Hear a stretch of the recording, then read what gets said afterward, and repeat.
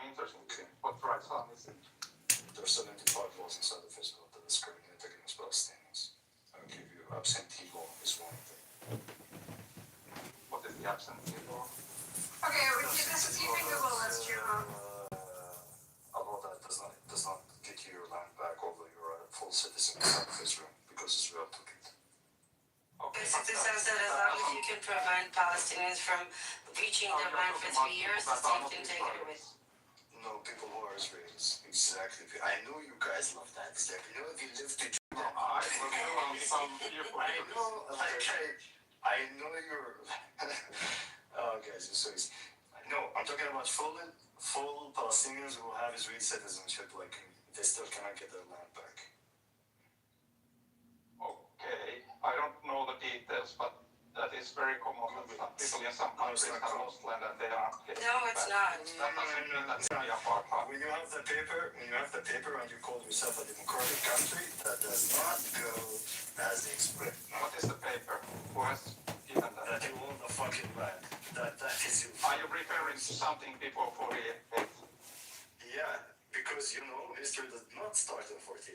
Some people live. Yes, but the state of Israel starts at 48. So do you count up all legal holdings, everything? Because for you guys, you came from 2,000 years ago. So No, that has nothing to do with that. Do you know? Does not want to learn. For a second, you want to learn, then you just want to argue. Then okay. Do you know what Resolution 194 is? I'm so sick of repeating this. Then don't. He does not want to learn. Yeah, we don't have to explain to everyone. He can Google some stuff on his own. Okay, Google Resolution 194 from October 1948. That was, well, probably one of the first signs, well, let's say, defied international law, like, or ignored it bluntly and said, fuck off. We'll do whatever the fuck we want. So this is. Because that man that he's talking about, the whole world had told Israel that it has to give it back, and those people have to be able to return, and they also should be compensated for anything that's lost. And that was in October 1948, right? The same body that declared Israel as a viable state also told Israel, please allow all these people to return home and give them back what is theirs and compensate them for everything that's lost. Israel said, fuck off. First time, 1948. Just went first from there. Yeah, but it seems quite natural to me that there was a war in 48 and they were It's okay. I don't care what you think. Some people left on the other side of the border and some people on the other side of the border. And You cannot go back. enough with you. Okay, you're not even Israeli, so I already gave you. So you can go Google shit now, and then you can come and do follow-up question. By the way, I expect you to give the explanations proper explanations. I gave you just like I need a little.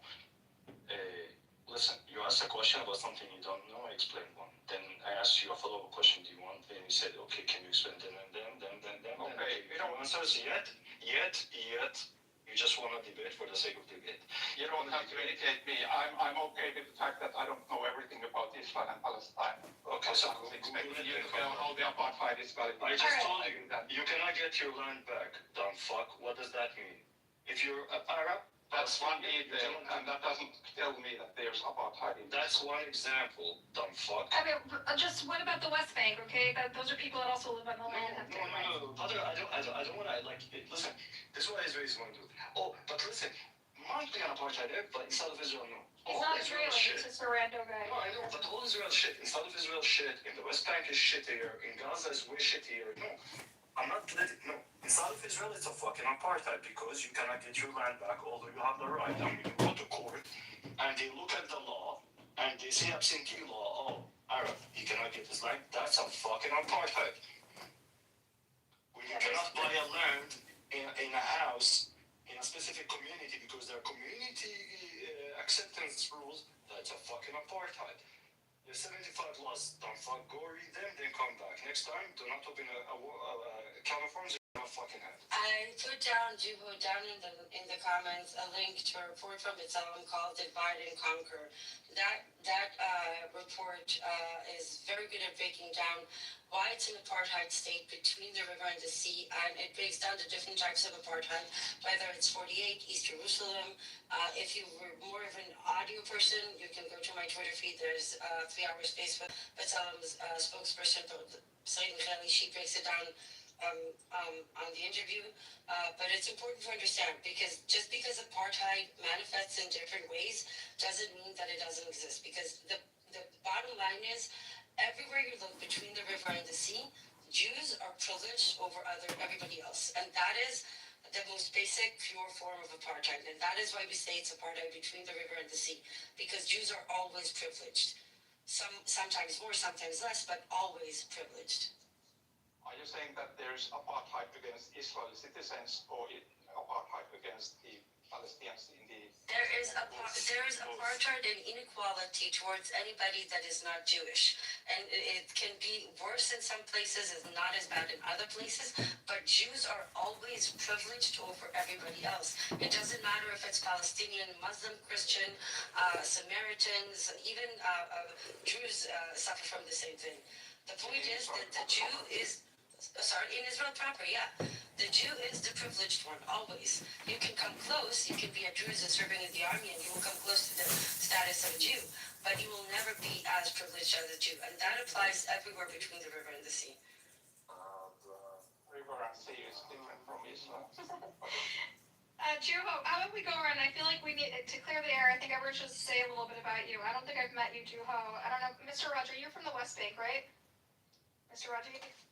Yes, I'm from the West Bank, but I don't live in the West Bank. I live outside. Are you Don't aware tell of how like, it is. But I can tell you what's happening there. yeah. Tell us. Tell us. I've been in places where when you want to change, you see, I have a Jordanian nationality, so I have more privilege than the Palestinians themselves walking among the Israeli parts. So I've seen how I can pass these called mahsoum.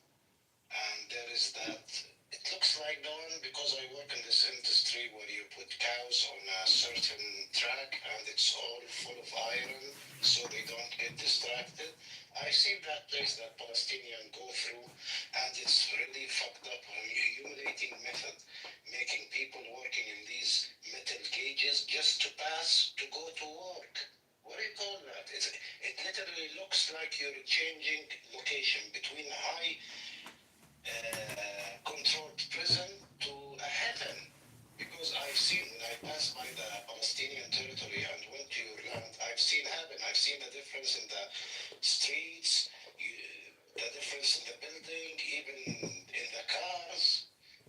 It's like going from first world country to third world country, and they claim that they are one state. Where is the one state on it? I don't believe that Jews who's also living outside claim that there is no apartheid in Israel. It's like you're closing your eyes and saying, no son, you should go and look yourself. Just go to these places where Palestinians live and see the humiliated conditions they used to live. They are still living here. It's funny, like, they claim like they are innocent and they are above everywhere. But when you just ask them, no, you don't have just the right to question us. Come on, guys, we What get kind of- circumcised like you. We get circumcised like you. That's what And we eat your food and you eat our food. We have the same. and sometimes we fuck you girls. Okay. I won't go in that part, but look at the bright side. We are human just like you, but your Zionist mentality, that is a different thing than the Judaism itself, is controlling you. You are not just like ISIS. You know ISIS, they are Muslims too, but they used to drag us to a war. They claimed they made a country and they used your same basic. Either you're with me or against me. And if you are against me, I will kill you. I will cut your head. They filled YouTube literally with these cutting heads videos. You are using the same method. So Zionism, it's just an ISIS who's controlled Judaism to fulfill their plans, and also the main reason that the Israeli now don't live in peace everywhere. By the way, there's a... But you know the difference from ISIS? They have one difference. Like ISIS شو ما عندي شيء.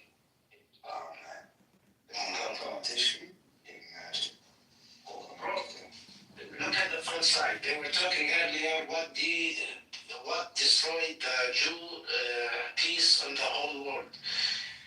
Look, guys, you have to look at the history because the history itself condemns you. The fun is that you left all the trails when all these pieces that we can follow and catch you. What you did, like the first when you start to establish the so-called Israel, you sent terrorists to Egypt to make bombing, and one of you could get caught near the cinema of Egypt making bombs to provoke people to kick the Jew because you need population. We know that. It's a great strategy, but people didn't understand it that time.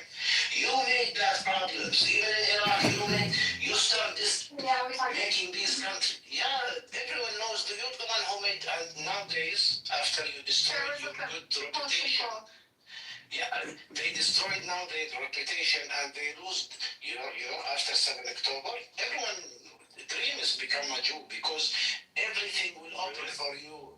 Not like most people, you see. Do you have a Jewish mother?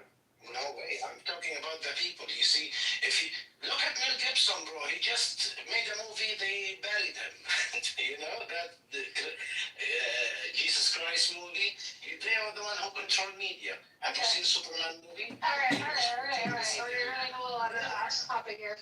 Mr. Raji, I hope you understand from this room that there's many, this doesn't represent Judaism or Jews or ethnic Jews. Many of us have I'm talking about Zionists. I'm talking, this is the so-called, because most people doesn't know Zionists. It's a struggle though. Jews are trying to separate their identity from Zionism, but it's entangled, so we're trying to untangle it. That's why we're having this struggle. Which is a good thing, and I represent what you are saying. Try to change that. But the main idea, they the one who lose their position after 7th of October. That's what they show to the world. They can fix that problem much better than making all of these massacres. But the problem is they made the massacres, and I guess now you know the full intentions. Their main intention to kill these people and take them out. They won't give you a state. They won't recognize you even if you bend over. But you don't want to be Jewish. Trust me. No. I don't want to. You're bad. انت فهمت غلط حبيبي. Because I was talking about the common people. Outside of Israel and Palestine, I think Muslims and Jews and Palestinians are in a very vulnerable position because we're all sort of linked by proxy to what's happening there, and we're all really in the same boat.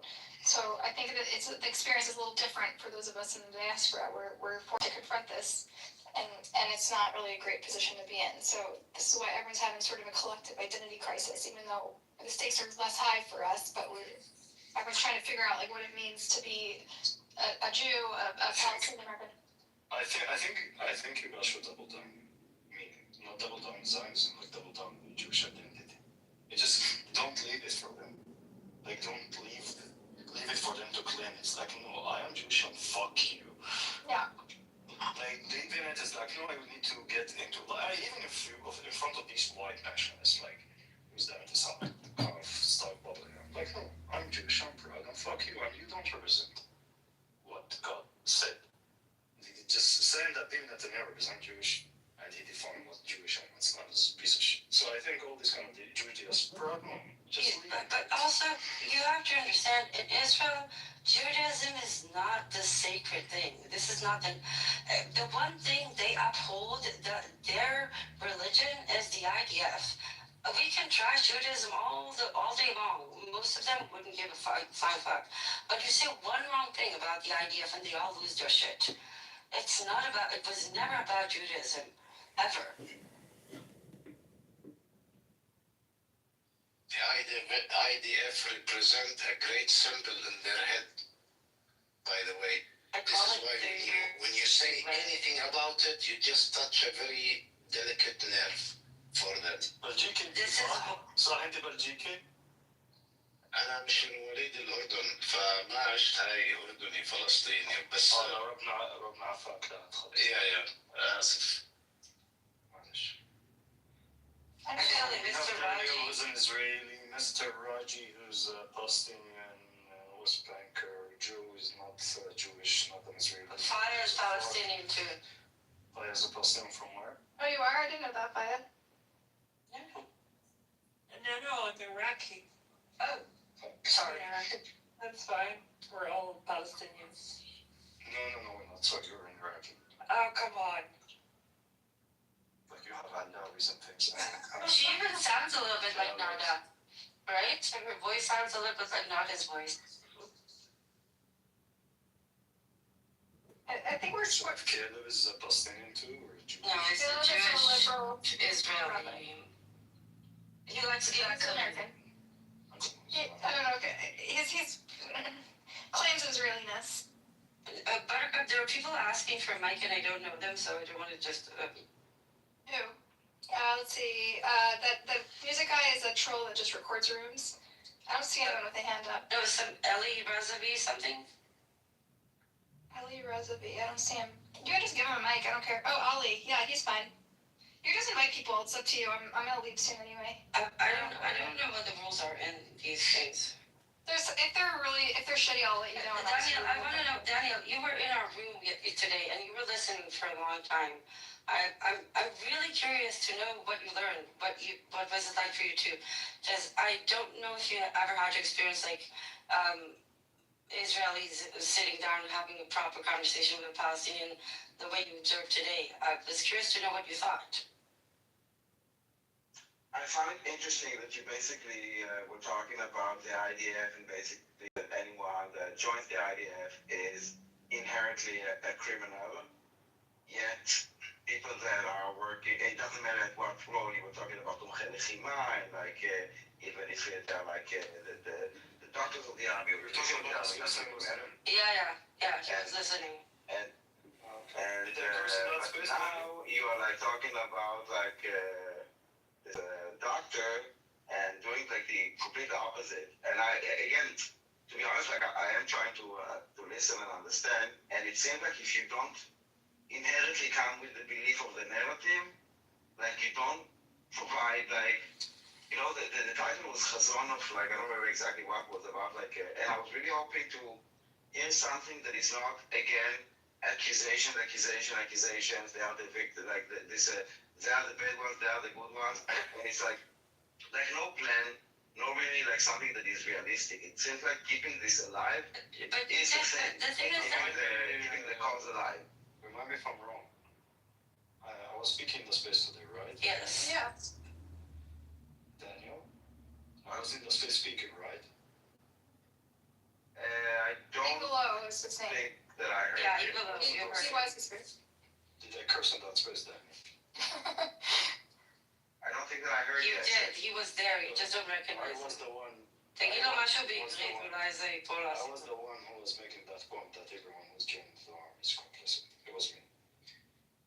Yeah, but you maybe, but you like it was like people built upon it. It wasn't like rejected. It was adopted, and they were adding to it. It also was Olive was the only Palestinian there. I was the only Alright, person. let me So get that's before what we we elaborate. There was another girl, an Arab girl. I don't remember. I don't know her. Okay, guys, I just want to tell the room because they don't know what you're talking about. I've been following Benny Olive and Emrose for a while because I was looking for Israelis that have lefty views because I was pretty depressed with some of the discourse. And so I've been following for a while. They have these spaces online of just like progressive lefty Israelis who, acknowledge a genocide and all this stuff. And lately, Daniel's been joining their rooms, their spaces on Twitter. That's what we're talking As about. a listener. Yeah. As a list. But one thing notice, Daniel, I don't curse when the one speaking from. No, you did curse. No, You did curse. Oh, Yes. did I curse there? What did I Yes. say?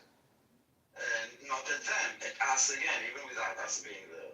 Yeah. At pigs, I don't remember I exactly. I what think were the words Angel exactly pissed that you you were off talking at some about? point. I think you said maybe something No, about the guy that I was No, but you did curse. the guy I was speaking to, he was Israeli. I didn't curse at him because Listen, all of them are like new voices to me, so it's really hard to kind of so names to.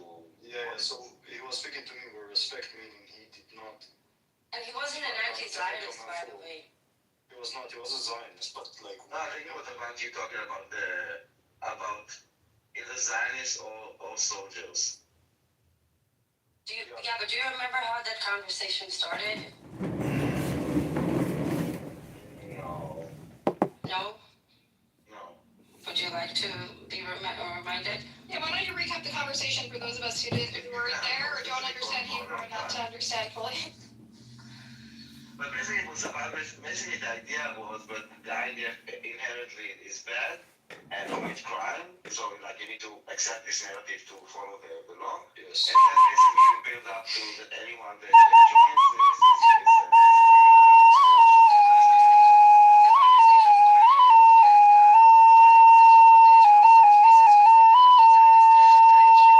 that he's been repeating in many lefty Zionist spaces, because they all agree that Kitover has been jailed for the way that he has been funding Hamas for a long, long time. Now he brought to the before the question of whether Yair Lapid and Naftali Bennett should face the same fate, because to some extent when they were in power for about a year, they did the same thing but in a different method. And from there we went to how far can we take complicity. So there is the notion that some people hold the notion that there are no innocent people in Gaza, right? They love to say that. And we started talking about who is complicit and to what extent. And the first thing that we talked about was the level of involvement. Now you can say that everybody that entered Israel from the Palestinian side on September 100% complicit, there was no doubt, but also those who were driving the trucks, right? But at the same time, can we say the same for the IDF? And to what extent? Because that is a mandatory army, right? You can refuse or can you? And that is where the conversation goes, because Israelis do know what is happening there. Even lefty Zionists know what is happening there. That is why it was a conversation that they finally started to have. But this is why I was interested for you to listen, because in these spaces, I haven't seen one proper Israeli space on this platform. And I wanted you to be exposed a little bit more to the internal dialogue that I think you're missing out on, and I think kind of makes you live within this sheltered bubble that is, well, actually pretty detached from Israeli society. Even if it's not your camp, you should still be exposed to watching children for eating a lot, not out of think and the opposite. I wanted to challenge myself because I don't want to live in a bubble. Like to see, okay, let's see if they make sense, if they convince me, what do they bring? And I wasn't convinced, you know? I mean, not at all. And I have to admit that in your spaces, also, if you're not already part of the clique, and you don't accept inherently, like, the narrative, like, I was reading, also, like, there was this conversation between Yuri Novak and what's her face from the, not the, I don't know the organization, the American organization, Yuri Novak, they had like this 1 hour talk, and I was listening to it. Like, again, like, both are very good speakers, both of them are Jewish organizations that are very anti-Zionist. But it was just like, you know, even she was talking about growing up in a apartment. I was looking to hear, like, okay, example, like something, but there was nothing. It was just like all those blank statements that I, honestly, Ambrose, I wanted to challenge myself, but there was nothing there. If you don't believe the narrative, there's nothing there. You were hung up on the terminology. You were triggered by the Not terminology. terminology. Like it just Freud figured the air, ethnic cleansing, the bombardment, the discrimination, and also at the end of the day, this is a very complex situation. And to assume that Israel works in a vacuum, that they can do whatever they want, it's not realistic. We have the other side, that they are also our actors. Here we have the international community. They always like focusing on what Israel is doing. There's like literally zero talk about why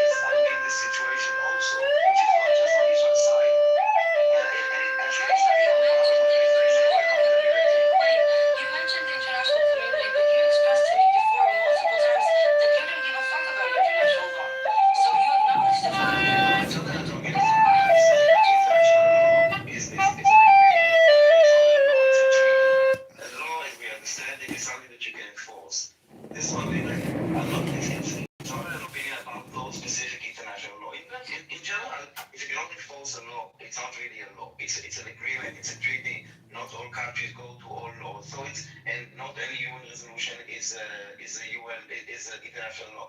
I'm just being accurate. It's not even giving an opinion. Daniel, could it be that you just don't have all the information?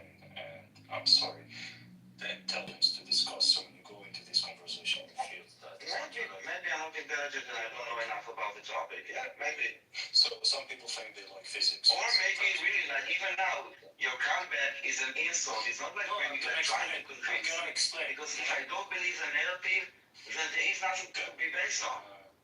Like you either with us or like fuck you, like that's basically the statement. No, you can tell me fuck you. I won't get insulted. I don't care. So I think like you like physics, right? I think you assume.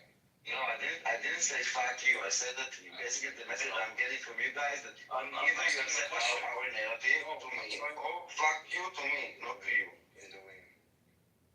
Okay, you like physics. Do you enjoy physics? I'm asking you. Hello? Daniel? Daniel, do you like physics? No, make a statement. Daniel, I'm trying to have a conversation with you. I'm trying to explain it to you. I'm trying to It's a explain rhetorical question. Just make the point. Okay, buttercup, do you like physics? Not really. I'm not great at physics. So, like, sometimes some people think they do, and then they come into a discussion, and you get into a group. But technically, that group is a little bit advanced. They're kind of discussing quantum and general relativity and practical physics and getting into atomic and molecular, all these kind of things. And you think, oh, like, no, I don't think they understand that they don't. Like, you're not at the same level. Alright, let's not patronize him. Come on. Like, we're trying to. Here's what. No. What I find interesting about these spaces. When I ask you a simple question, like sometimes you can ask him, Rosa, you can go, I don't think many of the spaces that I did after October 7, you're going to find me curse or say shit in the first year. Because I really thought some people won't understand, they came to build bridges and they came to kind of maintain the narrative, not to let the pro-Palestinians that are not Palestinians and they're just Hamas fans hijack my narrative and kind of stick there. But at some stage I used to kind of understanding the person in front of me is not trying to learn, he's just trying kind of to look good for someone who's listening down there who does not really matter, and the person that I'm debating with is also does not really matter. So all three of you can go fuck yourself and burn in hell. I don't give a fuck because there is a kid is burning alive right now. So when I'm trying to talk to you and I see that you don't have the basics information, I will patronize you. Yeah, I will, because you don't have that. So when you have that, you get my respect to come on a space like that space that happened today, and I was discussing with that Zionist Israeli with full respect. I disagree literally on everything he said, but we discussed it because he knows shit, I know my shit, but Daniel, you're not at that level. So don't feel that I'm trying to insult you. I'm not. I'm just trying to tell you, you don't know. I think it's also different. And I mean it. So, Daniel, in this space, before you, Memrose and Benny. Well, like seriously, we listened up for 5 minutes of him saying basically nothing. I don't have my facts. Dude, this is the fact that you're trying to convince me that you have any facts on your side. Daniel, he's saying I know more than you, and don't insult me. I have my experience is first-hand experience. You know?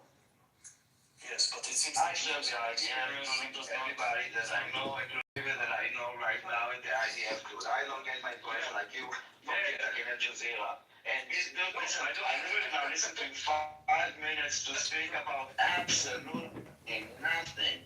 And that was basically my claim. If I don't believe your narrative, then fuck me, and this is exactly what you did.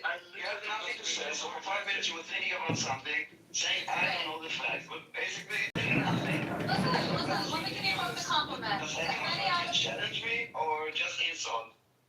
No, I'm trying to tell you, you don't have any fucking level of facts yet to kind of get a spot on this fucking panel to debate with me yet. Listen, okay. Did I ask you a few questions? No. Does it sound cocky? Fuck yeah. You know why? Because with these fucking Israelis, I learned a lot of them They don't want to do any fucking effort to learn, yet they want to fucking argue. And if you want to argue, then I'm gonna fucking burn you. Because I asked you a few questions on this space, you did not know how to answer them, and all you did, victim and crying. Exactly. In the other space, I was debating with an Israeli, and that Israeli had a lot of information, and we had a very respectful, productive conversation. Okay, to be honest, I was surprised Daniel showed up at all.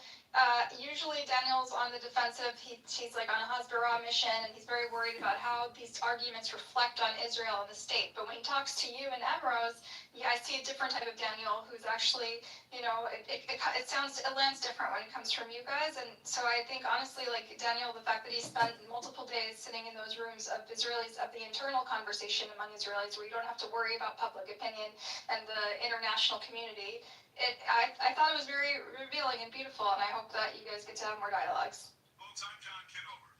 Because usually when I talk to Daniel, he's like a bulldog. He feels like Israel's life depends on whether or not he depends. He gets a cookie.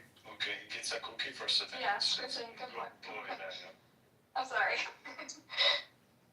And Benny, Olive, to his credit, argued with the Zionists for several hours today in spaces, and he didn't curse at them, so he also gets a cookie.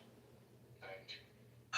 Benny Olive, if I may put something in here, a big issue with a lot of the people, especially like the Israeli Zionist side, they don't even want to debate at all, much less this issue.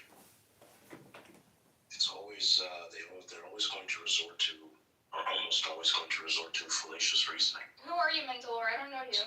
Where you're from? What's your background? I'm not. Give me anything. I'm from the pro-Palestinian side. Okay, are you Palestinian or American? What's your No, I just said I'm not Palestinian. Scandinavian? Okay. And I'm Arab, but yeah. Okay. So that was your statement that Zionists don't know how to argue?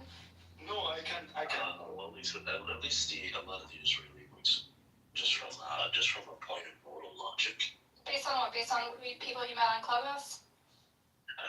Just observations for the past almost 10 years now, just listening to these discussions.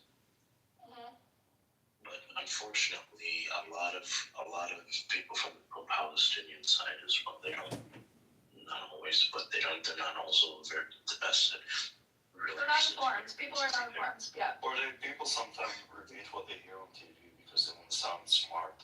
They don't understand. Yeah, but even from like a debate standpoint, because I really hate even making myself seem like something, but yeah, I'm just saying this as somebody who used to be like formally trained on how to actually debate. Who, you? And when you, yeah. Okay, so you're ranking their debating skills, the Zionists versus the pro-Pallies. Essentially, yeah. All right, cool. Thanks for sharing.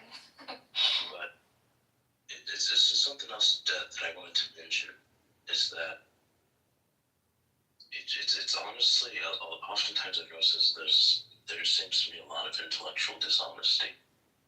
Even when they try to, and this is a critique of the Zionist side, when it goes into the aspect of antiquity, because most of them know nothing about the antiquity side of the debate either.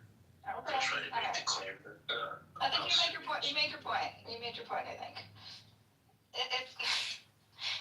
Do you want to add to the discussion? And I feel like I get it. And just at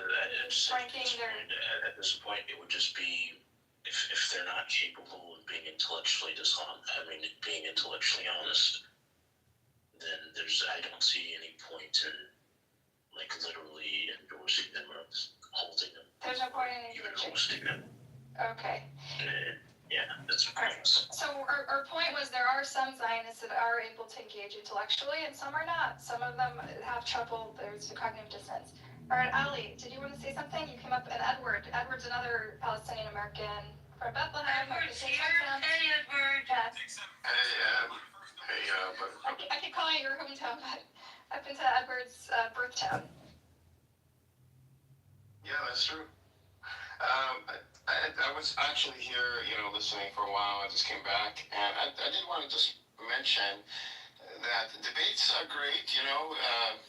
However, what is lacking, I think, on both sides is debates regarding solutions, and not just solutions, but a way to get to a solution, implementation, those types of ideas. Because we can go around in circles regarding who's right and who's wrong, but at the end of the day, this is more of a form of, I want to say resistance on both sides. And there has to be a time when, a day that comes after resistance. What happens the day after? Do we go back to the same thing that we were doing before, or are lessons learned and we take those lessons and build something? So why don't you kick it off? What's your solution? Constitutional convention. Yeah, you can go second. Edward, what's your solution? Go. My solution is that there has to be a plan for Palestinians to be able to realize independence. So there has to be a plan going forward, and a plan that's accepted by all sides, including the UN and the international community, and it has to be a plan that's adhered to with mechanisms for addressing grievances. But there has to be. Are you talking about post-war plan or like final state, No, one versus two state? Well, okay, one state versus two states is the final outcome. Right. But before we even get to that final outcome, there has to be a roadmap. What about a dystopian surveillance city for workers, for low-wage workers? What do you think of that? Is that a good plan? Ray? How was that? What about Talk about Kushner's like dystopian surveillance. How about we? Oh, come on. That city looks fun. Hold on. Can we take this back down to reality for a second? Yeah. Look, Gaza is still mid-genocide, and today we have been informed that there is official annexation starting of the West Bank. We have seen efforts of ethical cleansing ramping up all over the place, whether it's the Jordan Valley or the Negev or East Jerusalem. You're talking about something that is so far from being even feasible right now. This is about stopping something. There's no solution right now. We need to stop this, and the only way, or the most efficient way to stop this, is to fucking send Israel and stop arming it. Right now, the only thing that can stop the creeping genocide, which is expanding everywhere between the river and the sea, is for the entire fucking international community to stand up and say no, and sanction Israel and stop giving it arms. This should be an objective. Nothing more, nothing less. This is the best we can hope for right now. Because unless we do that, this is just going to get worse. And we need to get back down to reality. This is where we're at. Never reality people who make plans with the word only. I haven't heard from Ali yet. Yeah, let me just speak quick. Thank you, and I have to leave in about 2 minutes. So I am going to back to Daniel's concern and assertion that if an assumption is being made that every single IDF soldier is a criminal, that's not a good assumption. I think it has to be talked about, and that's what I hear every time from those who are against Israel, that every IDF soldier is a criminal. I don't think that is the case. Number two, I want to ask Mr. He was telling us that when the Palestinian workers they go to Israel to work, they are being treated as cowards and walking through a defined area of gated. And so it's very careful in kind of making sure that these people get through and are vetted. So my question to him, unfortunately I have to go, why do you think this is the case? Does this perhaps something to do with the suicide bombings? Oh, for fuck's sake. That's a very beautiful question. Let him finish. Let me finish. Do you think this may have something to do with the suicide bombings that happened over decades ago? I mean, Alright, probably. Alright, good. So now this Hold on, opportunity to just address. if someone need to go, why does he ask a question that we need to go? Like, It's propaganda. It's called a drive-by. Yeah. Can I answer Rose real quick? Yeah. Rose, when I say solution, I am talking about moving from a state of chaos, a state of destruction, to an organized path forward. Moving from, you know, what we have today to sanctioning Israel, I think is not realistic. I'm not saying we shouldn't, you know, this path shouldn't be taken. What I'm saying The is, question is, what is your objective, Edward? And I think that right now the objective needs to be stop the monster. Nothing more, nothing less. This is the only thing that we need to be focusing on right now. And I think that the demands for sanction, and this is, by the way, where I see Jewish diaspora is extremely, extremely important. Because I believe that if more Jewish diasporas will speak up against Israel, against the genocide, against Zionism, that will give more public elected officials the courage to do the same, to reject AIPAC, to put sanctions. This is where their job, I think, is extremely critical. Even Palestinians in diaspora, you know, couple together, do it together, be a force. But if there's something that the diaspora can totally focus on, is that to get more and more people to demand their public electives to take that stance, because that's the only thing that's going to work. Nothing else. Nobody's going to bomb Israel. Let's face it. There will be no military intervention. Right? It's never going to happen. But sanctions can happen, and it doesn't ever even have to be all the way. Like, let's start with not arming them, right? Something, but give your elected officials the courage to do that. That's on you, not on us. Trust me, we're fighting from the inside, but you can do that. so the way America works is one we you know, no matter what we do with lobbying, there's no way that we can lobby for sanctions. It just will not happen. The way American Congress works and the way it responds is through oversight, through accountability. So making Israel... It also doesn't make sense to sanction Israel when they're using our weapons. Right, and that's the thing, that the military companies themselves have a lot of power. So you know, why go against them? Hold on, let me land. What I'm saying is, though, before sanctioning before you could have this conversation, you first have to identify accountability.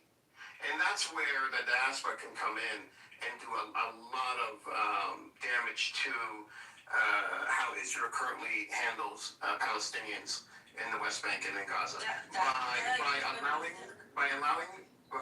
By allowing Congress to set up mechanisms for accountability, because we as Americans give money to the Palestinians. Okay, I understand we give money to Israel, but we give money to the Palestinians. Hold on. We give money to the Palestinians. We also need to be accountable. We need to hold the politicians, the Foreign Relations Committee, I think, on the Congress side, and appropriations, I think, on the Senate side, both the same committees that are responsible for foreign relations, things like this. U.S. like, for example, USAID gives money to Palestinians. Okay, does that money go to the objectives that USAID has put out? And that's a question that could be asked through Congress to USAID. Okay, it doesn't. Okay, make your Now, point. we've identified that problem. Some of your point. Okay. So we identified. We would identify the problem that USAID gives money, but the money itself is not being used in a way that America would like it to be used. So now it comes down to identification, then accountability. Okay, let's make sure that the money is being used, and what is keeping it from being used properly. Are you talking about rebuilding Gaza now, or you're talking? No, I'm talking about Gaza and the West Bank, the whole thing. So you have to have, the U.S. has to be in a position of accountability. That's the first step, is what I'm saying. So I get what you're saying, and I think we're kind of on the same way, because I think you're talking about being laser focused on a specific concept and not on a broad notion. And maybe that doesn't contradict what I was thinking. But one of the things that we're talking about, what Mamdani did with the IRA, the anti-Semitism definition, that is a very easy thing to achieve, even on a local level, that anybody can advocate for, and it effectively benefits everyone because it also comes from Jews that would say, listen, we want to contribute to Washington, it's not what we want to do, so we find things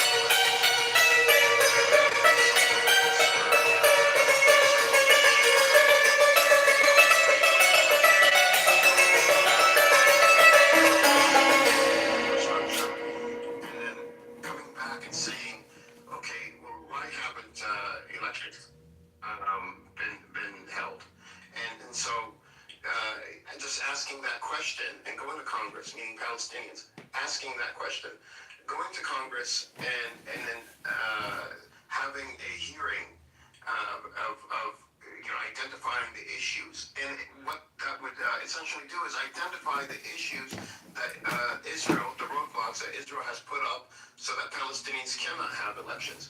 The checkpoints, where it can't build infrastructure.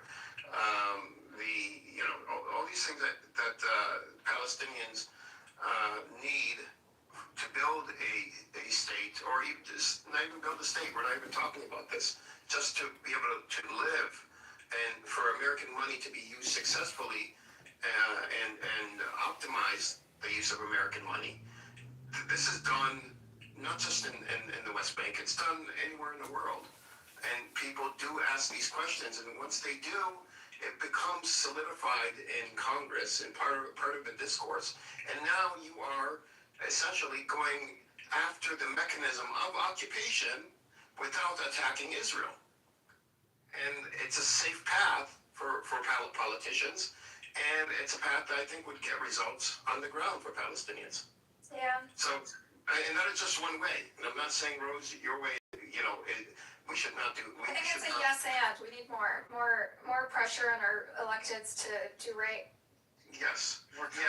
The problem, for the Palestinian diaspora and the Jewish diaspora. I don't know about a couple if you know this here. Like if you go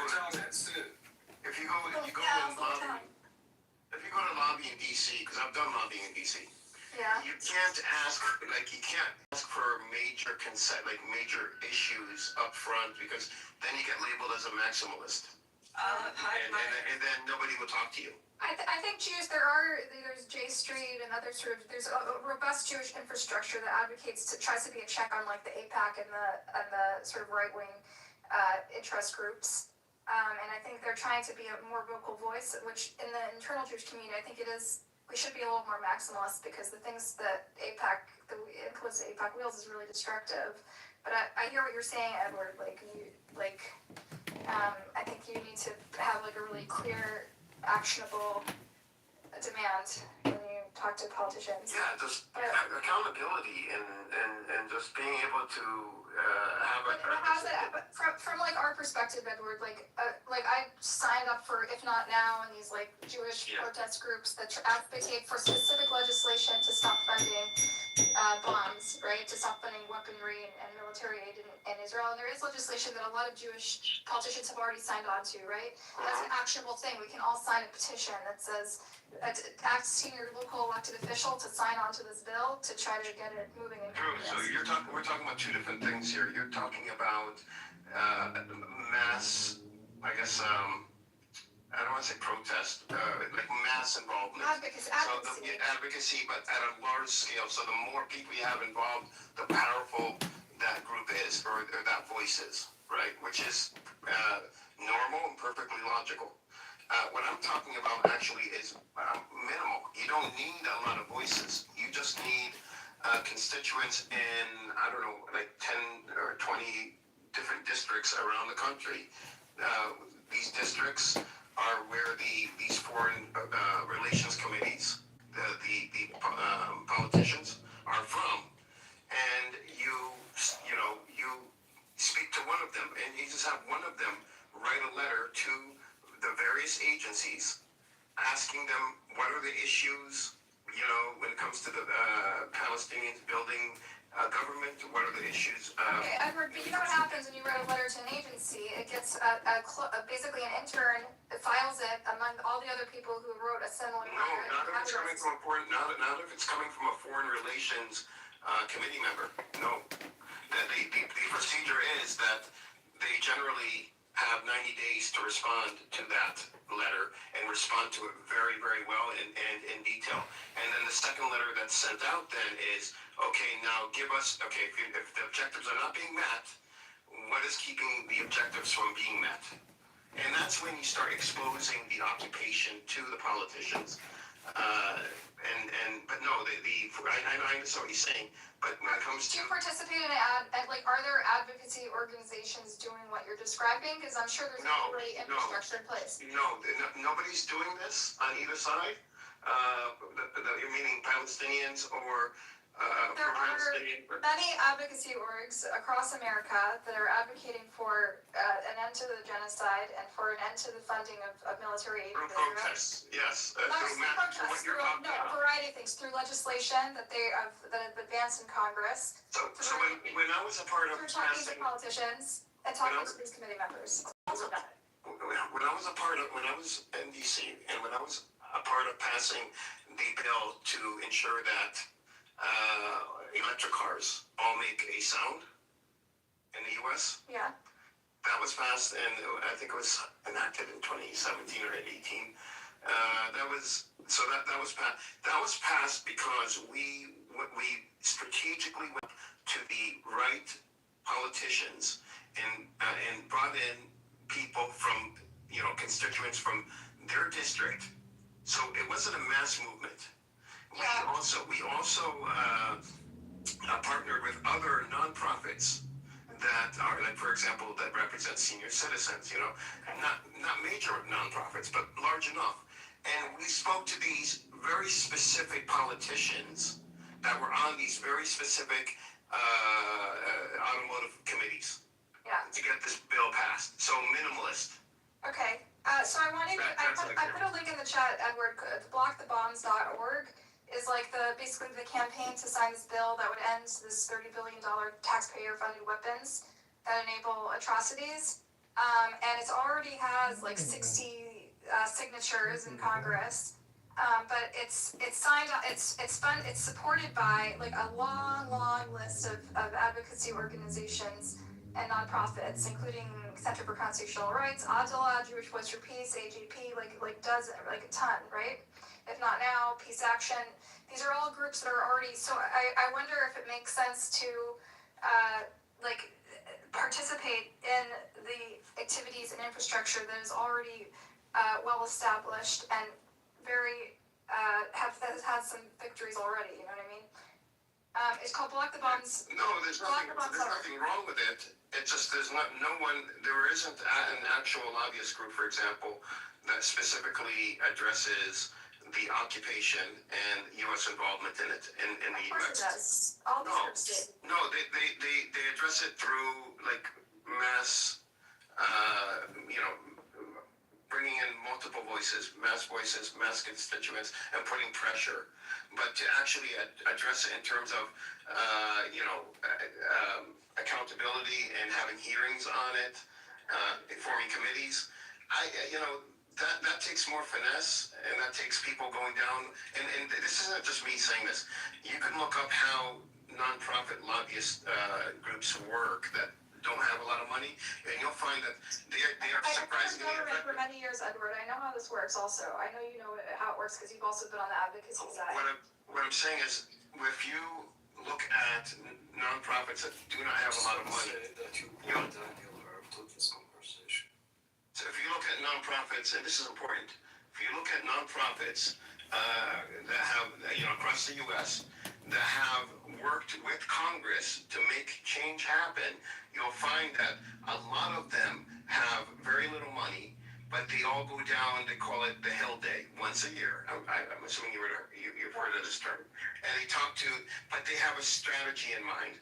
And they pass, not necessarily bills, but they'll pass certain procedures in Congress that gets them to where they want to be and gets their objectives, aligned with Congress's objectives. Also, the bill that you passed, requiring electric cars to have sound or like certain sound, that's also, it's less controversial, right? Isn't that about like handicapped accessibility stuff, which is like in the Constitution? No, we also brought up, we had senior citizens involved in that, we had other groups, so it was for electric cars that, we didn't go after the constitutional. We actually ended up, because we did speak to the politicians, we got them to sign on to a bill, then we were able to sit down with the automotive industry. We've done this for other things too. A lot of times you'll find that when you introduce a bill and it gets dropped because it was settled out of the Congress by the opposing industries, because they'll sit down with you and there'll be a compromise. In this case, they fought us until the end and then compromised and then allowed the bill to go through.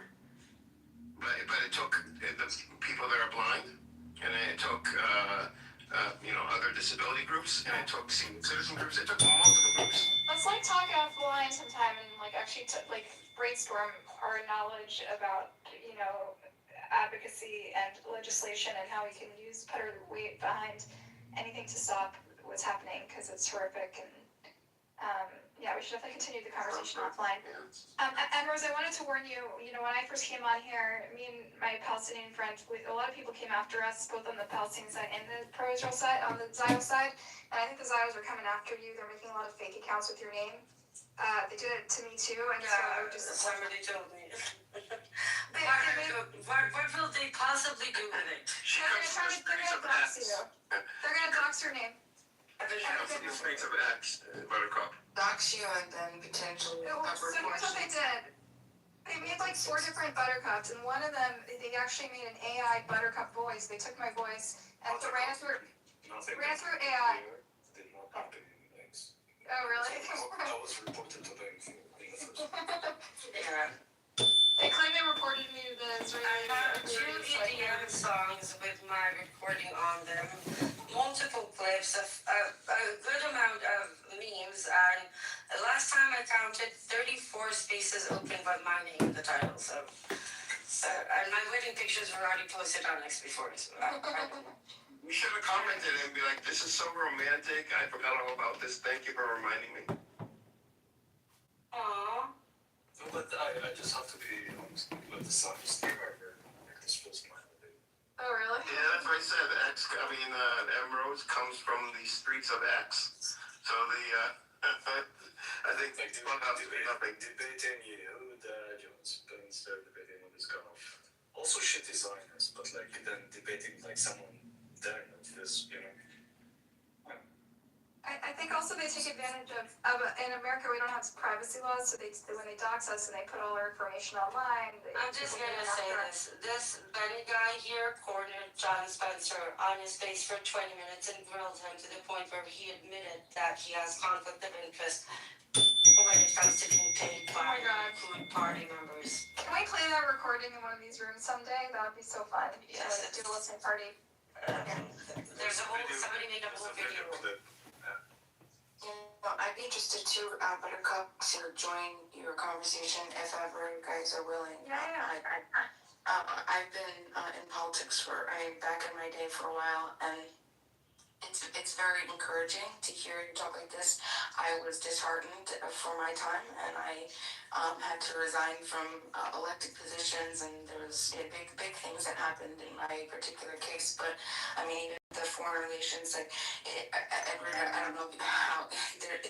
I just feel that there's been so much that our both political parties have been captured so heavily, right? I mean, like if you were to look at the scorecards for foreign relation committee members, like what they've done with taking any type of like pro-Palestinian action, you're going to come up with a handful, maybe 2 or 3 out of the 50 plus, right? 53 members. Republicans forget it, don't even bother. It's in their political party. They just don't.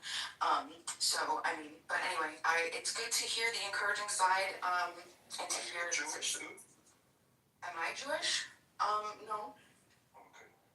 No, I thought this is kind of Zionist American. Oh, sorry, anti-Zionist Jew, American Jewish.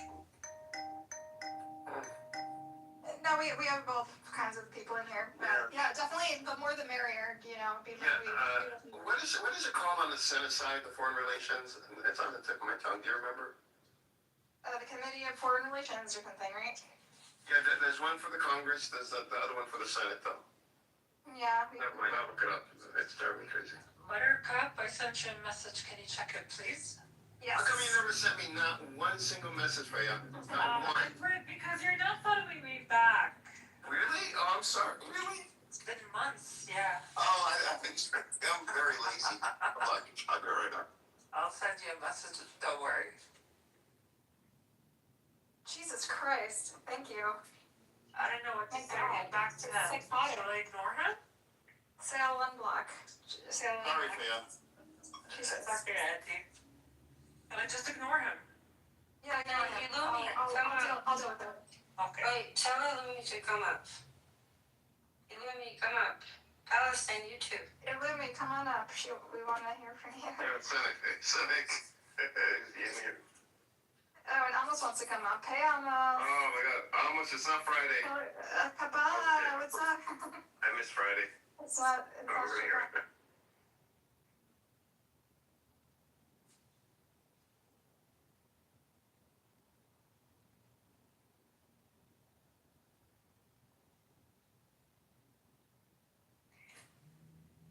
Illumi.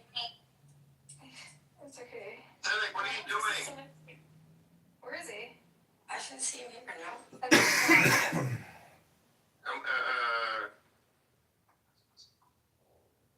Alright, so yeah, Natalie, this room Oh, he's not here. yeah, he left. Natalie, we were talking about this book. I started off reading from this book, The Necessity of Exile by Shaul Magid. He sort of revisits trying to decouple modern American Judaism from Zionism, and maybe talks about how it's, we need to separate our identity from this ideology. And then we also read from Peter Beinart's Being Jewish After the Destruction of Gaza. And so that's sort of the inspiration for the title. Actually, I I hope you're here and you're not just ignoring me. But There be my name. we I know that. Oh no. We started talking about something really interesting that I wanted to continue, and that is the concept of the demographic majority, which Lumi very wisely pointed out as something that not enough people understand. And I think it's a good talking point if Buttercup's interested. Yeah, go for it. Yeah, Lumi, do you want to do it? No, I believe coming from you it was better absorbed by the life. But take it away, Ambrose. Okay, there's a way people always argue about the definition of Zionism, and I found my own way of explaining it. So the way I say it, Zionism is a state construct that is inherently designed for one purpose only, and that is to maintain the Jewish majority. Because if you don't have a Jewish majority, it will be very easy with the system that is designed to vote out to the concept of a Jewish state. So they must maintain a Jewish majority at all costs. And you do that in two ways. You increase the numbers of Jews in various ways, some more nefarious than others. And the other way, of course, which is exterminating and cleansing everybody that is not Jewish. And that is the essence of Zionism, maintaining a Jewish majority. And that branches out to many practices, many ideas, many policies, and Lumi was very wise to point that out. I believe it's essential when it comes down to understanding this conflict is to understand the demographic dilemma. Zionism is not winning. Where is Daniel? Zionism. Where is Daniel? What is what? Go into bed. Does he sleep in the bed? No, he sleeps in Amir's room. Bathroom? No, Amir's room. Yeah, you called Amir's room the bathroom? Amir's room blocked me so many months ago. No, that was funny though, because it said the bathroom. That's funny. Daniel lives in the bathroom, sleeps in the bathroom, so I'm gonna go. Lumi? You were talking. Or did you finish? What was I saying? The demographic problem. I do want to or ask here. What is a demographic problem, Edward? Well, I wanted to ask here a question. So when it comes to the demographic problem, and I heard this yesterday that the non-Jewish demographic is 51%, so over 50%. But I would contend that it doesn't have to be that. The demographic problem starts way before 50% because of how the Israeli government is structured. It's more of a parliamentary system, so forming coalitions. And you don't need 50%. Buttercup, I want to ask you a question, Buttercup. I'm gonna go quite fast, okay? I leave quite fast. Buttercup. Hey. Okay, you didn't give me a permission, okay? I'm gonna ask you. Why didn't you marry yet, Buttercup? If you're interested, send her a DM. Send her Are you a DM. interested in her? No, I don't want to propose, but I'm just... Man, bro. Why are you asking? But it's just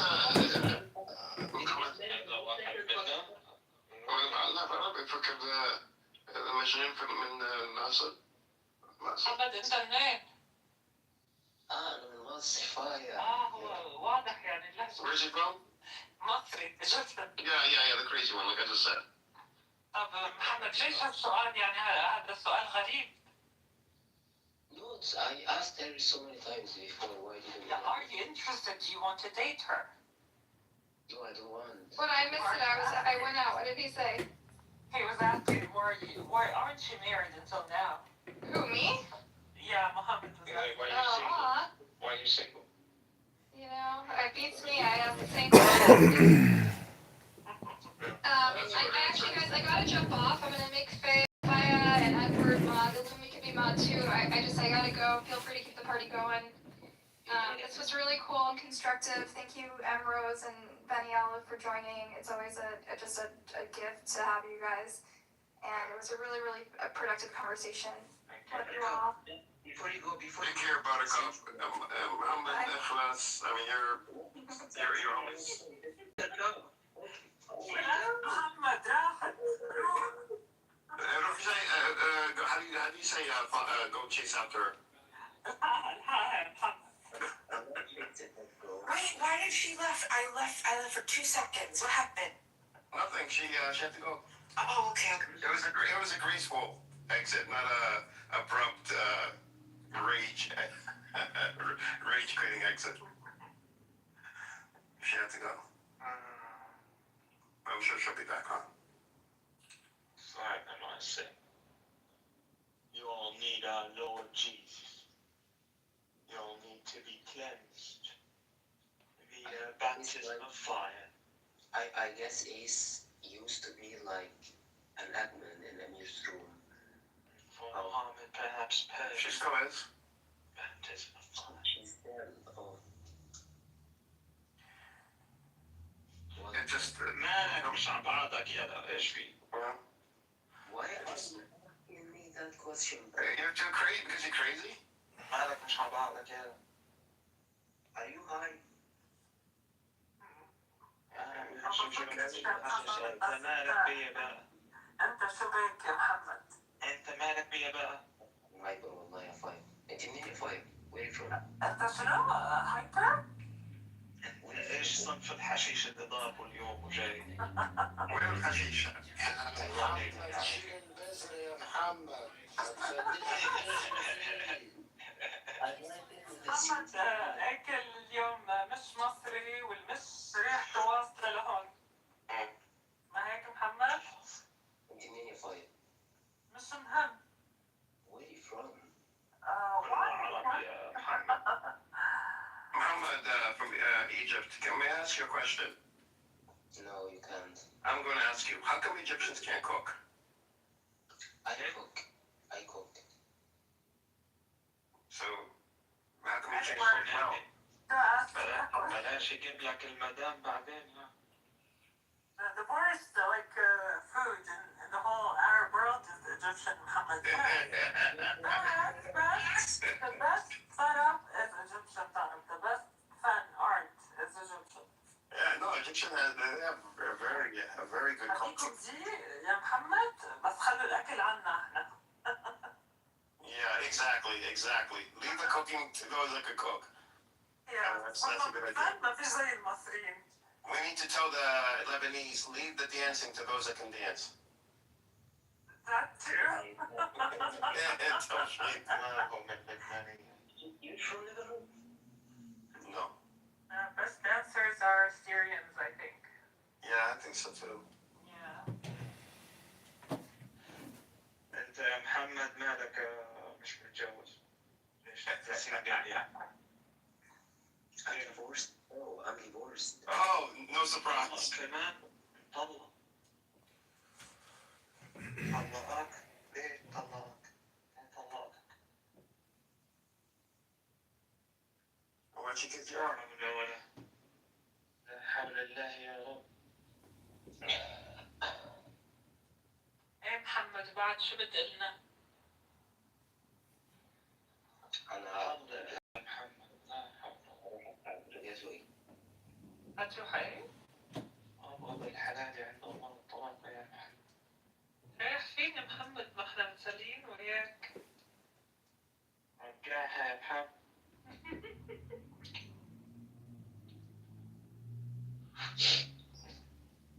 عندي برد والله.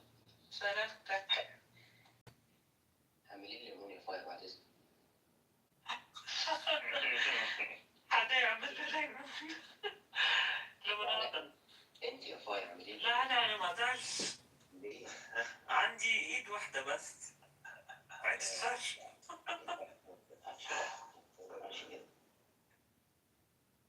في عمليات زرع ايد دلوقتي وزرع عضلات ممكن اساعدك فيها على فكره. والله عايزة زرع قلب ودماغ. لا خلاص خلي القلب عليا. اشوف انا الموضوع ده. حد سرق قلبك يا فايا؟ هو مسروق بقاله سنين. مين يا فايا؟ مين ولا يجيبولك وعلقه في العمود؟ علقه She's married, that's it. قولي لي عليها فوي، عرفيني سكته بس. ما تعرفش سكته، بعيد عنك قوي. سابك يا فوي ومشي؟ لا ما سابنيش. ليه ما لقاش فيك اللي هو عاوزه ولا ايه؟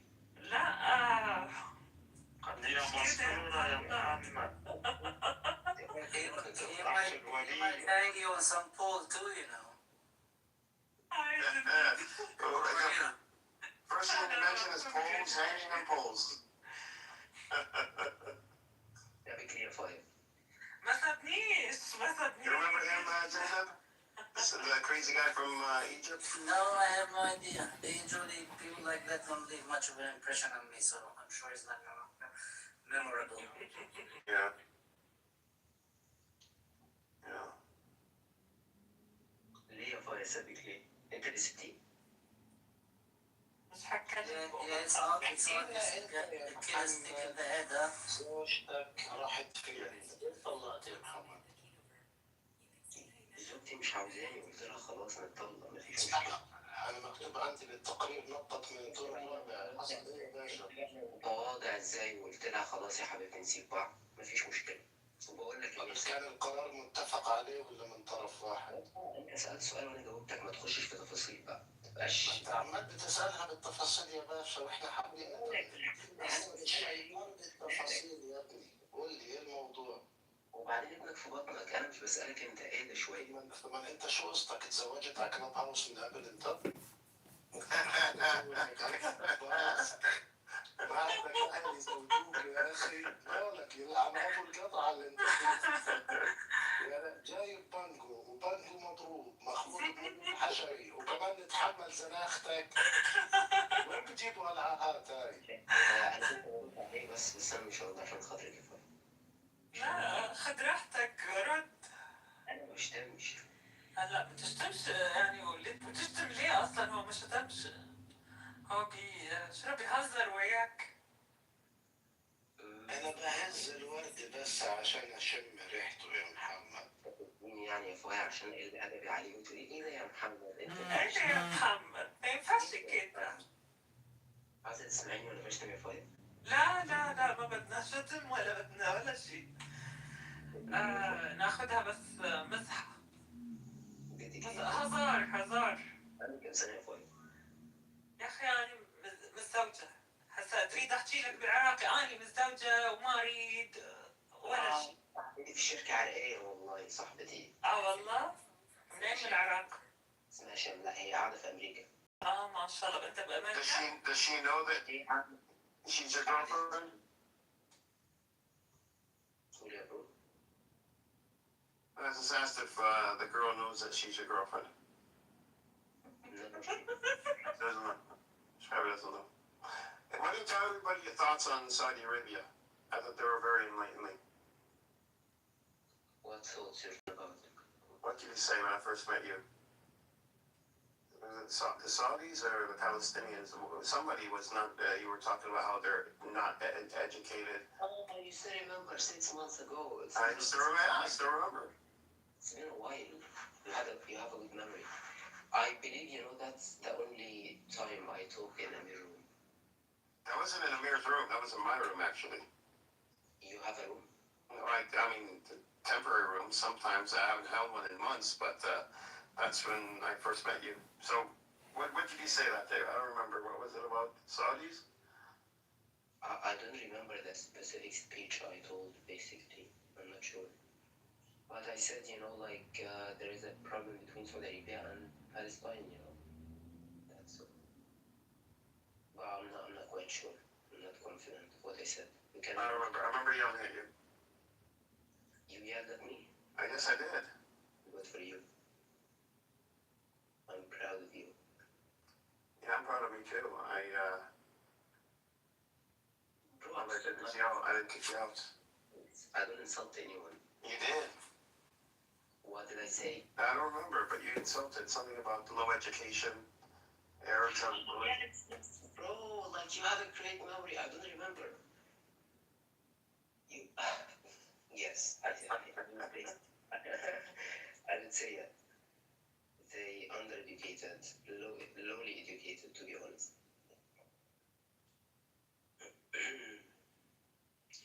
used to live in Saudi Arabia, so yeah, I'm not gonna be harsh on them. I was born in Saudi Arabia. Why don't you open rooms, Edward? Why do I open rooms? Why don't you open rooms? Oh, because it's too much responsibility, work to keep Palestinians and Zionists and even anti-Zionists all. You might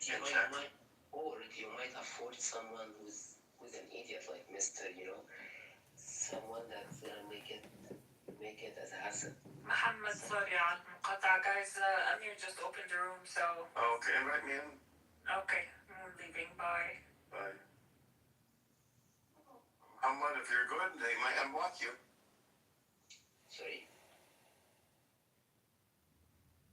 What did you say, bro? He might unblock me. Ruben check. Do you want to be? Yeah, I don't want to be unblocked by Amir. Hello, Mr. Edwards and everybody else. How are you doing? Doing well. And you? Very well, thank you. Never better. Yeah. So I have a question. If I might have the opportunity to ask, please. What? Do you answer questions also, or you ask some questions? I'm just asking. So you have an answer.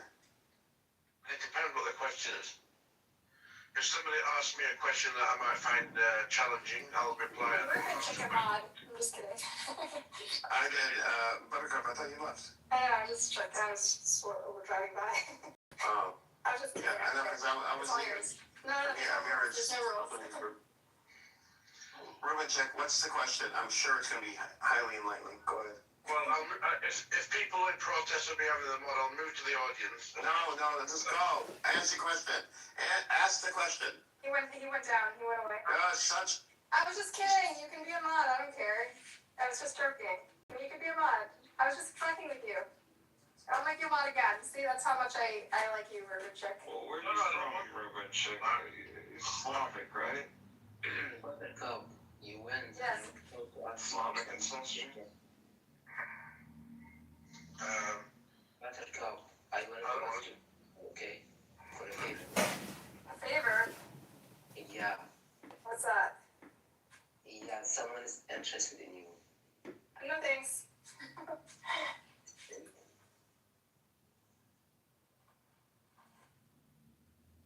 Buttercup, hey, come on, don't be shy. Just answered you, dude. And she left.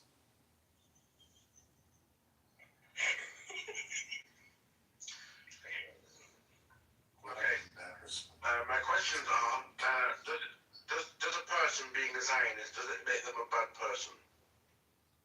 Of course. And what should happen to, should they face any punishment? Can't read a book. Punishment? Yes, should they have anything? Following this Zionist idea, and you will see your punishment in front of your eyes. The whole world is going to punish you. So the hostages that were killed by Hamas, did they have some kind of did they deserve to be murdered? What about the hostages in your prison who had died on severe bad treatment and died from what do you call it? Torturing them. What are you gonna say about them? When someone do whatever you're doing, you just wander around and ask why they are doing that. You are doing the same thing. Okay, you've got a question for me. I asked you a question. You asked me a question instead, but I'll still answer your question. I answered you a question. For anybody, same as your answer. For anybody, justify. Okay. Okay. So you're speaking about unfair treatment, yes? Okay. They deserve to die, Ruben Chick, because they are Zionists. And Zionists are advocators of death and of civilization. The hostages deserve to be killed, yes? Which hostages? I didn't say they deserve to. Actually, well, I've got my answer. Thank you very much. And I want to say, anybody who's detained in Israel unfairly, I'm completely against it. So thank you very much for having me up. Thank you very much. Please come again. The hostages deserve to be killed. Okay? See ya. No one told you, bro. How does there is no input output in his head? Yeah. But the main idea that they are already killing hostages. This is a total mistake of mind. Yes, I'm untouchable. Look at me. You shouldn't treat me like I treat you, because you treat me like I treat you. I will. Why do you play the game? Blame you for treating me like this. What kind of twisted, corrupted, mental mind you are thinking? Because he is speaking English does not mean means in England. Yeah, true. He is simply gaslighting you. He is a Jew. He knows.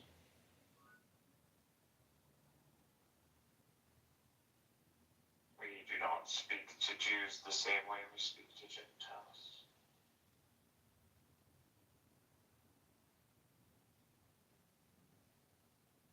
Jews should be spoken to in the language they know.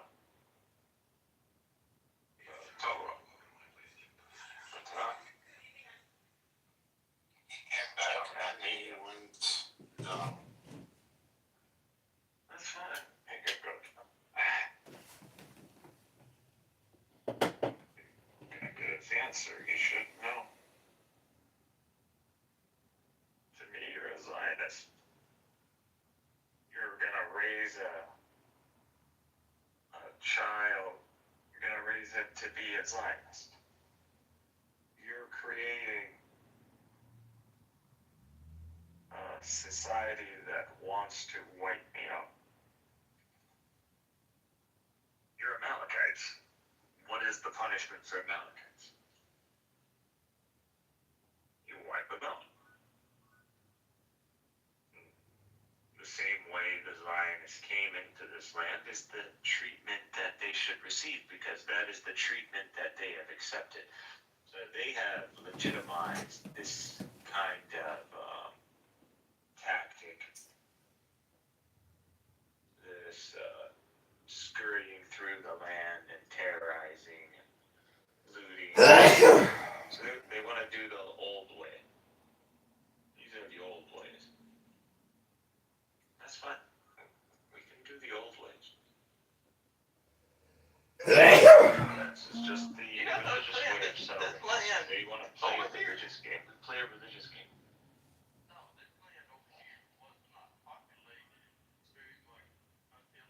And not only that, we thank the Zionists for it. We go, thank you, Zionists, for reviving our religious sense. That's all Zionism is. Zionism is a scourge from God to remind us to bring about a specific demographic. This is the demographic that's mentioned in the Quran, because this has been prophesied in the Quran. Bring about those who are the servants of God, who are of mighty resilience.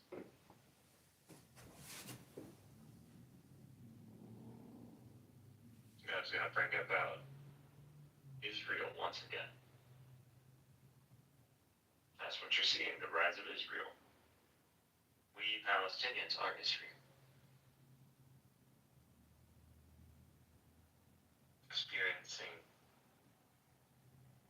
exile and coming of a Messiah who is about to bring us all back home to the promised land.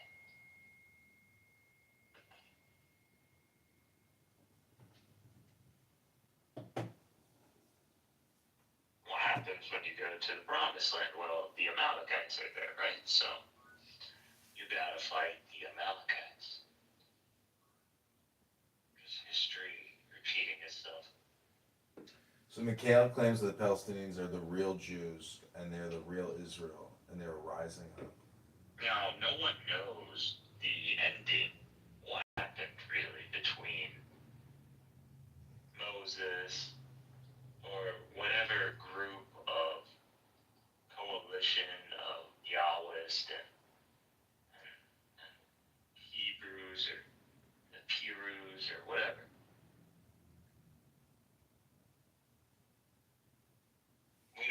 exactly what happened. It's definitely not what the Jews are saying. Like there was like this mass genocide of The future is built by Canaan at the hands of the Israelites.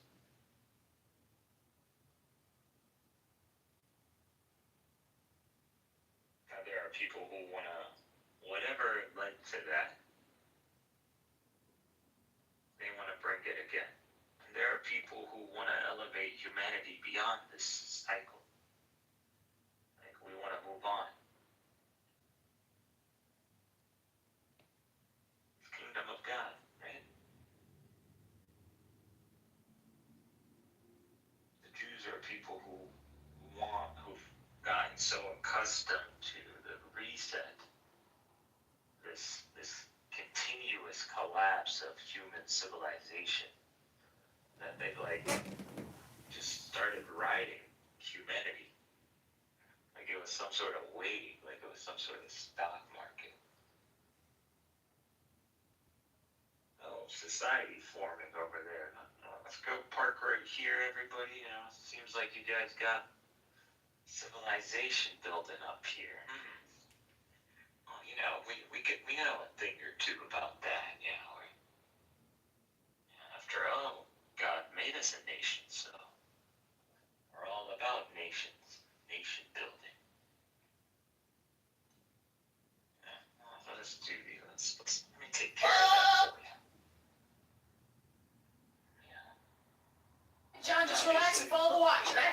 Please tell me that's not another one of your It's experiments. called Self-Improvement, Lisa. Chapter 3, Mastering the Mind. Watch the watch, John. You're getting sleepy. 3, 2... Inside the laugh off Thursday night, the crowd watched as Kitover counted down. By the snap, volunteers were under his spell. Moments later, they're convinced they're barnyard birds, and the audience can't get enough. Inside the... All right, take rolling. Just read the card, big guy. And try not to sound like you're giving weather updates. What are you doing, Stone? He said softly. Even the stone softens. Morality. John, just relax and follow the watch. Back, forth. Does my insurance cover this? You're getting sleepy. Metallic Clint. Audience laughing. That's not in the brochure. Okay, yes. John, just... And in your ignorance, I know that you are probably... Take 7, folks. Remember, line first, donut second. Got it. And But in that, I will get some life insurance on you. Inside the laugh off Thursday night. And the stocks of your competition, and you know, I'll keep an eye out on the markers of your decline, which are just, you know, sociological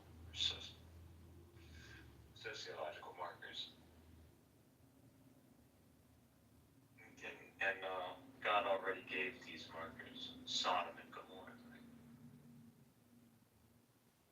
Inside... People, Sodom and Gomorrah, and then they think like, oh, that's just like God is telling you about a past event, like, oh, you know, some city that got destroyed.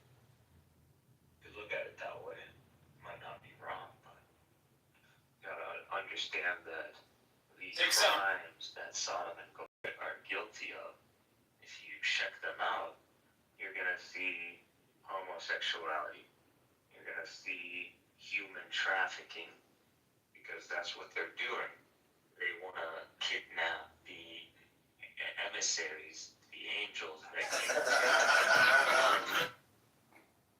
So Chicago dog. They are rejecting marriage. So they are rejecting consent, legal consent.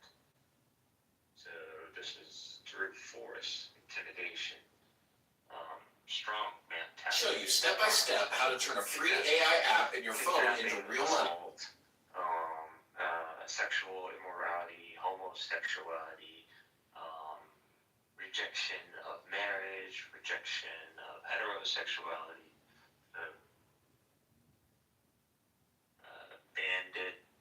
banditry as well.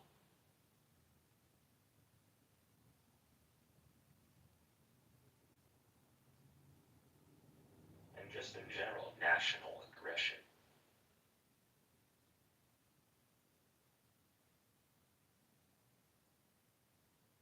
Because they must have known that Lot was connected to Abraham. Abraham must must have had some sort of high position, like renownship, and obviously makes sense that they would ask who these people are. They would wonder who the hell Lot is that he is receiving such high esteemed guests.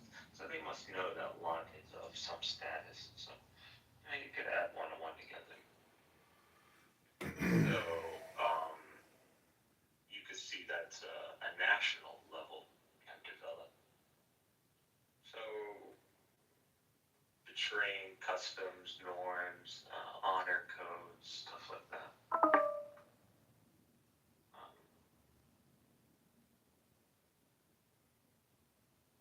Mongers. So all of these are signs of a society declining and Sodom and Gomorrah. So people always like, why isn't Sodom and Gomorrah like an example of extreme?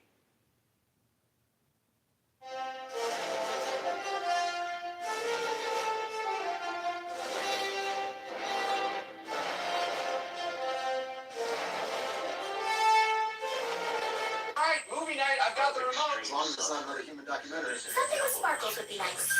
I just need a seat that doesn't poke my nose. Alright, movie night, I've got the... I need a better opener than just shouting numbers. Try work, the audience loves that. Words are pricey, I'm saving them for the closer. Dinner's here. Pizza guy mumbled something like $34.75.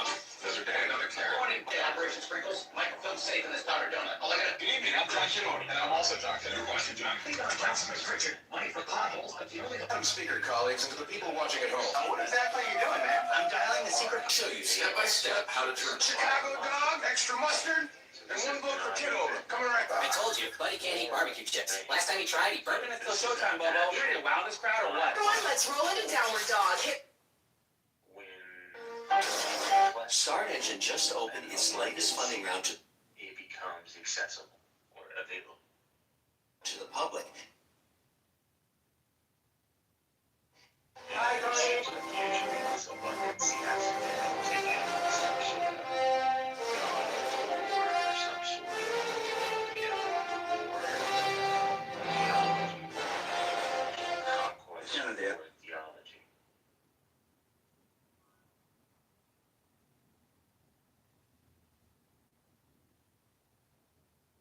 Operation Sprinkles. Microphone safe in this powder donut. All I gotta do is not eat it. Donut is a document. Donut is a document. Get over.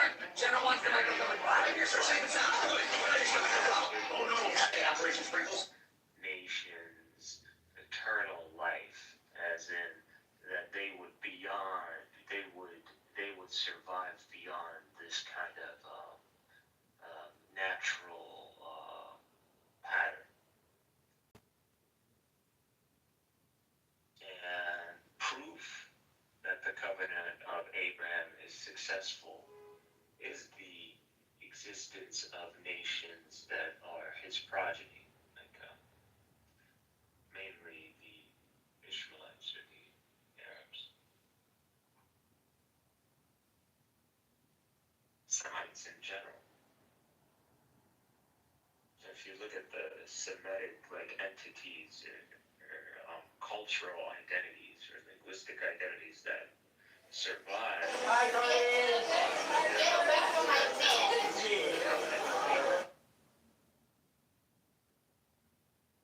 Those aren't lottery numbers. So there's really no faith. A lot of things are just simply people are ignorant or they refuse to acknowledge. But the covenant of Abraham has been not only fulfilled, but active and has time under its belt.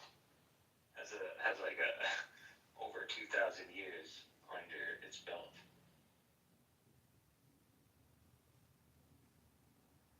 Over 3,000, honestly, because we can trace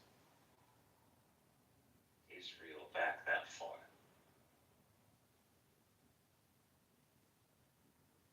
And genetically further.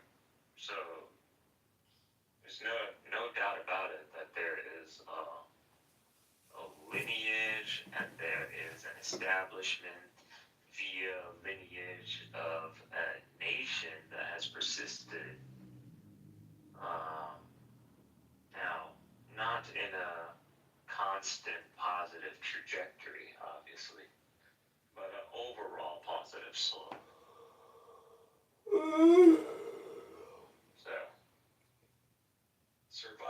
So, and this is actually one of the greatest threats to humanity is and human civilization. And you saw this in World War II. So when you have a human civilization that reaches like this critical kind of line or food / human growth rate, resource human population, that how do you invest? It's just that how do you deal with a reality where human population growth rate in this like ideal setting or in this like high paced industrial setting gives you it leads to a human growth rate that resources can't keep up with. And how do we solve this? And is this even something that can be solved? And honestly, it hasn't been solved. Like, this is not, as you see, the United States pretty much engages in solution capitalism, but I would say that failed.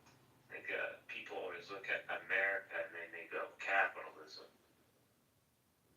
I think that era, people, is over. That era was ended when, in the Nixon shock, America became something else after the Nixon shock, after the petrodollar. America was no longer a nation. It was a global enforcement. It had an army and it had no economy. And then you had Arabs who were like, we got money, but we got no technology and no army. And these Soviets look scary, bro. Maybe we should work together. Petrodollar. New global order. So that's, America is not, it is capitalist in the sense of like a domestic sense. In an international sense, it's a global order. No one can, it's not even up to Americans. Like, your rights, your constitution, everything is going to get sidelined when it comes down to this global order, because this is the world we're talking about. And this is the wealth of the world. I don't know, Buttercup, because I feel like you're going to close the